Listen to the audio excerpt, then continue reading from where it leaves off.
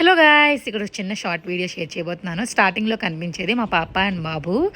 నాకు head bath చేసున్నాను అని చెప్పి మా అబ్బాయితో చెప్పాను టవల్ కావాలమ్మా అని.